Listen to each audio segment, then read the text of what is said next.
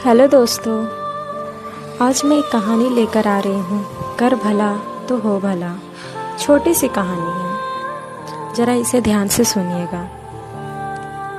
जब ट्रेन की रफ्तार तेज होने ही वाली थी कि मैं झट से ट्रेन पर चढ़ गई। चढ़ते ही बारिश की बूंदें मेरे चेहरे पर पड़े हुए थे, जिन्हें मैंने उसे साफ कपड़े से पोंछा। अब सब कुछ साफ नज़र आ रहा था कि मैं कोसों मील दूर आ चुकी हूँ। चाय ले लो, चाय ले लो, 10 रुपये की चाय ले लो। पर्स खोला तो 10 रुपये के नोट नहीं थे, 100 रुपये के नोट निकाले। 100 रुपये के नोट पकड़ाते हुए मैंने भी कहा, मुझे भी एक चाय देना। चाय वाले ने कहा, ऐसा क्या मेम साहब, 10 रुपये दो ना, खुले नहीं हैं, क्या करूं?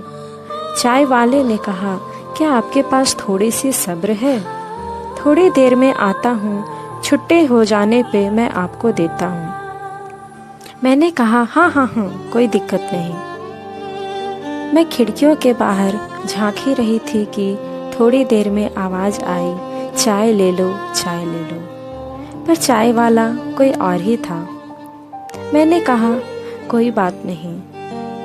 मैंने सब्र किया, उस चाय वाले के आने का इंतज़ार किया। 7वें बोगी के सीट नंबर 22 में मेरा सीट रिज़र्व था।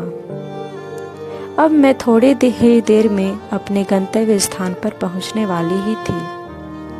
ट्रेन रुकी, थोड़ी जल्दबाजी में थी।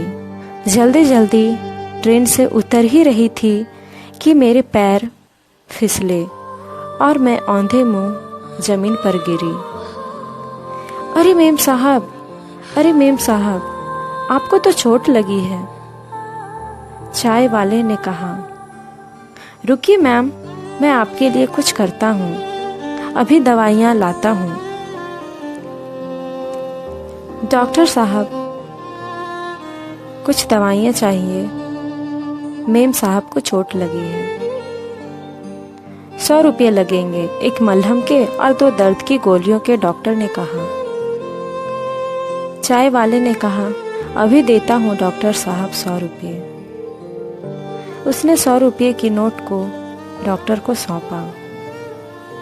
जी हाँ, वही 100 रुपये जिसे मैंने उस चाय वाले को दी थी, जिसे उसे वापस करने थे, पर किसी कारणवश वो मुझे नहीं मिल पाया। तो देखा दोस्तों, समय आने पर जब आप किसी की भलाई के लिए सोचते हो तो वही समय आपको खुद भला करने के लिए मजबूर होता है।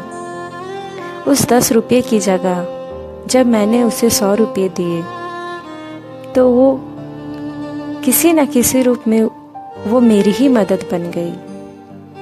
तो इसलिए दोस्तों, कर भला तो हो भला। लोगों की मदद कीजिए, तभी आपकी मदद होगी। Thank you.